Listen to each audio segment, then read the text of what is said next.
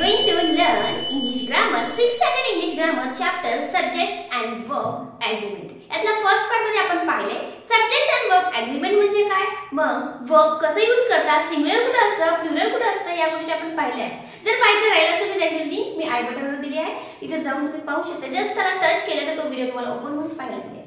तर आता पाहायचे आपल्याला राहिलेले जे रूल्स आहेत, ग्रॅमॅटिकली आपण रूल पाहत आहोत, त्यातले 2-3 रूल पाहिले आहेत. आज आपण पाहणार त्यातलेच रूल पहा.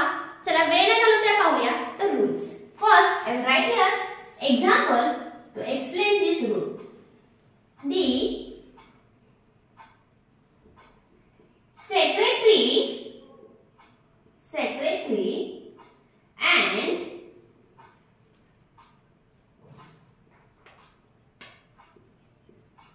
treasurer has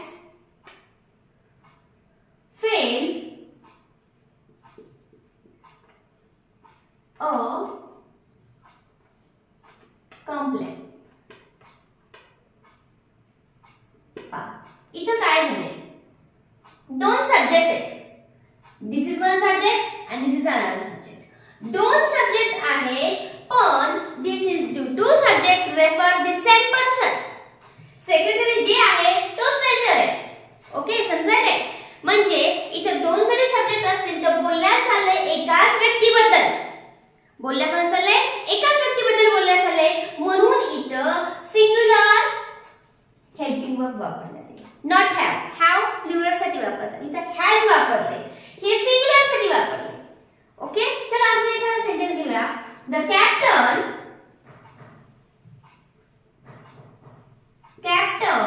and coach of the team has been disqualified. पहा इथे काय दिलेले, कॅप्टन आहे आणि तो कोण आहे, कोच पण आहे. हे कशावरून कळतं, 1 आहे का 2 आहे, हे कशावरून कळतं हे सुद्धा सांगते. तुम्हाला वाटत असेल हे कशावरून समजायचं की द सेक्रेटरी आणि ट्रेजर एकच आहे किंवा द कॅप्टन आणि कोच एकच आहे, हे कशावरून ठरवायचं. ह्या सुद्धा लिगल बिट मिस्टेक, म्हणजे आपल्या परत मिस्टेक होतात. कशामुळे हे समजत नाही आपल्याला. कोणाला वाटतं द कॅप्टन आणि कोच हे कसे वेगवेगळे, मग हे कसं ओळखायचं हे एकच आहेत. हे ओळखायचं कसं, यासाठी एक ट्रिक तुम्हाला सांगते. इथं द आले, आर्टिकल फक्त एकाच्या पुढे आले, दुसऱ्या सब्जेक्टच्या पुढे आर्टिकल नाहीये. पहा इथं the captain and the coach आहे का, नाही. जर इथं पण आर्टिकल आलं असतं तर आपण समजून जायचं की कोच वेगळा आहे आणि कॅप्टन वेगळा आहे. पण आर्टिकल आले फक्त एका सब्जेक्ट पुढे, म्हणजे बघा दोन सब्जेक्ट इथे, जसं इथं पण ते झाले, द इथं आलं इथं नाही आलं, म्हणून समजतंय की हे दोघं पण पर्सन एकच आहे. ओके, इथं पण तेच आहे, द कॅप्टन अँड कोच म्हणले, इथं आर्टिकल आलं नाही, द आलं नाहीये, म्हणजे समजून जा तुम्ही की आर्टिकल एकाच सब्जेक्ट पुढे, म्हणजे हे दोघं पण एकाच व्यक्तीबद्दल बोलतायत. म्हणजे कॅप्टन आणि कोच एकच आहे, कॅप्टन आणि कोच एकच आहे. आणि असं असेल तेव्हा आपण काय वापरायचं, सिंग्युलर हेल्पिंग वर्ब वापरायचं. कसं वापरायचं हेल्पिंग वर्ब, सिंग्युलर.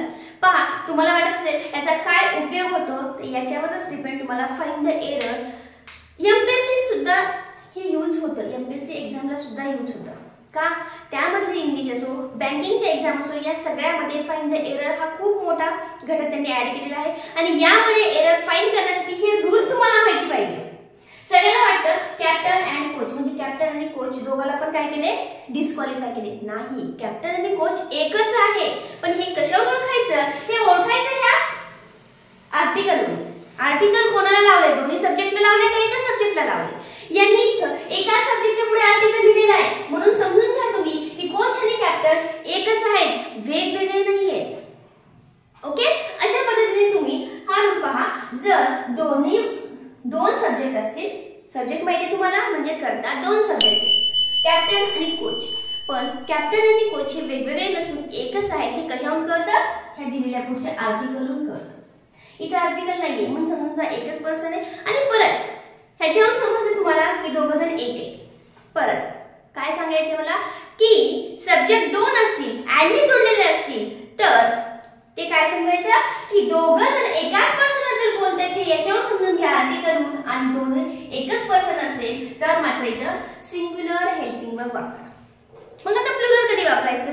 चला बघूया प्लुरल कधी वापरायचं. मी इथे लिहिते the painter and the actor have arrived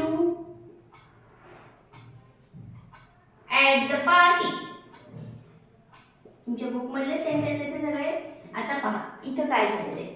the painter and the actor दोन सब्जेक्ट आहेत, दोघांच्या पुढे द लागलेला आहे. याच्यावरून समजा हा पर्सन वेगळा आहे, हा पर्सन वेगळा आहे. म्हणजे हा एक जण आहे आणि हा दुसरा आहे. ओके, मग काय करायचं? दोघं जण हे वेगवेगळे पर्सन आहेत म्हणून इथं वापरले प्लुरल. काय वापरले? प्लुरल हेल्पिंग वर्ब वापरले. नॉट युजिंग द हॅज वापरले की इथं नाही वापरलं. इथं हॅव वापरले. का वापरले? हॅव आपण प्लुरल साठी वापरतो. ओके, प्लुरल साठी वापरायचं. परत प्लुरल कसं आयडेंटिफाय करायचं सांगितलं तुम्हाला. इथं द आले, इथं पण द आले. म्हणजे द पेंटर हा वेगळा आहे आणि द ऍक्टर हा पण वेगळा आहे आणि दोघांचं त्यांना काहीतरी सांगायचंय. ओके, त्यामुळे इथं अनेक वचन झालं म्हणून इथं हॅव वापरलं. This is the another law or rule in our syllabus. Okay, म्हणजे समजलं असेल तुम्हाला हॅज कधी वापरायचं किंवा सिंग्युलर हेल्पिंग वर्ब कधी वापरायचं आणि प्लुरल हेल्पिंग वर्ब कधी वापरायचं. काही डाऊट असेल तर कळवत चला. चला मग नेक्स्ट रूल पाहूया. आता परत सेंटेन्स मध्ये जर एखादं वर्ड असेल मग ते कुठलं वर्ड असतं? सेंटेन्स मध्ये एखादं वर्ड असतं इच, एव्हरी, एव्हरीवन असे वर्ड जर असतील तर पण तरी सुद्धा आपल्याला सिंग्युलरच वर्ब वापरायचं आहे. कसं वापरायचं? सिंग्युलर. मग मी सांगितले तुम्हाला सिंग्युलर वर्ब कसं असतं. एक्झाम्पल इथे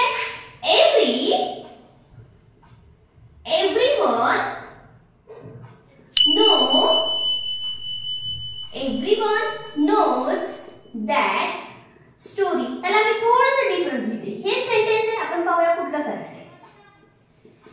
एव्हरीवन नो, पहा काय लिटिल बिटच त्याच्यामध्ये डिफरन्स आहे. फक्त तो तुम्हाला आयडेंटिफाय करता यायला पाहिजे. स्टोरी. एव्हरीवन नो दिस स्टोरी. आता पाहूया काय.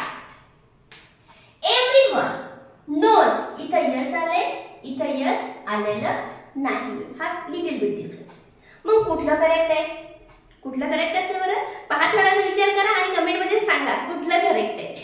चला मी सांगते. Everyone knows that story.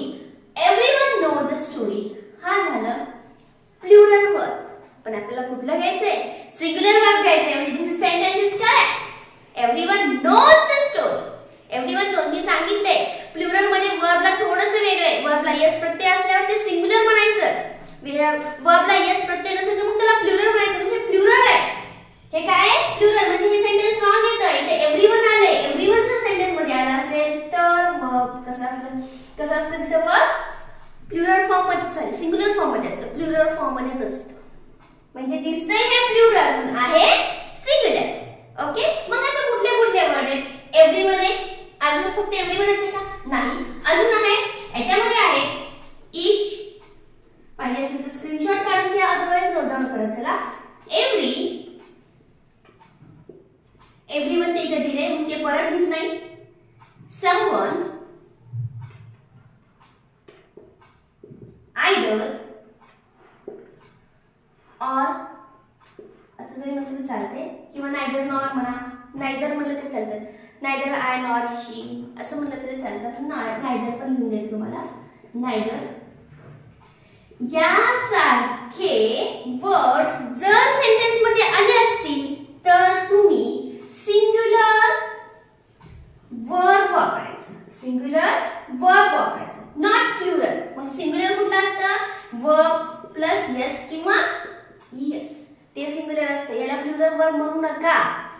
मी परत त्याचसाठी सांगते. आपल्याला सवय लागली असते प्लुरल म्हणजे यस किंवा यस जोडलेलं असतं. नाही, वर्बच्या बाबतीत थोडंसं तो उलट आहे. ज्याला यस किंवा यस असतं ते सिंग्युलर असतात. म्हणजे इथं नोज हे सेंटेन्स बरोबर आहे. आता परत अजून बघूया. आता नेक्स्ट रूल काय? नेक्स्ट रूल जर सेंटेन्स मध्ये आयदर ऑर आलं तसंच नायदर नॉर. इथं फक्त नायदर घेतलं तरी नायदर नॉर पण असतं. तेव्हा काय करायचं? तेव्हा सुद्धा काय करायचं? पहा, एक सेंटेन्सच घेते म्हणजे तुम्हाला पण neither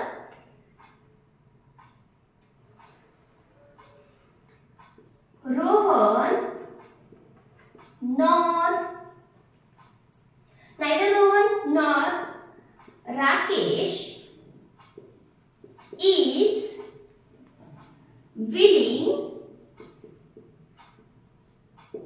to take the plane. आता यामध्ये काय पहा सेंटेन्स कसं आहे इथे नायदर आले नायदर नॉर इथे काय आले नायदर नॉर आलं नायदर नॉर आल्यावर इथे वापरले इज. आता तुम्ही म्हणता इथे रोहन आहे इथे राकेश म्हणजे दोन वेगवेगळे कोण आहेत पर्सन दोन वेगवेगळे पर्सन आहेत रोहन आणि राकेश हे दोन वेगवेगळे पर्सन आहेत मग इथे प्लुरल पाहिजे का वेगवेगळे असणारे असतात ह्याच्यामध्ये नायदर नॉर वापरले काय वापरले ह्याच्यामध्ये नायदर नॉर वापरलेला असेल तर वेगवेगळे पर्सन असतील तर याच्या शेजारी जो पर्सन आहे त्यानुसारच हे वापरायचं. रोहन राकेश एकटाच आहे म्हणून इथे वीज वापरलं. आता दुसरं एक सेंटेन्स घेते त्यामध्ये थोडासा डिफरन्स असणार आहे इथे मी प्लुरल यूज करणार मग ते कसं होणार आयदर घेते तिथं चालते कारण आयदर एकच नाव यूज होतो आयदर आफ्टर और Shyam either Aftar or Sham has किंवा Sham's family दिले म्हणजे तुम्हाला थोडंसं डिफरंट त्यात बनवते family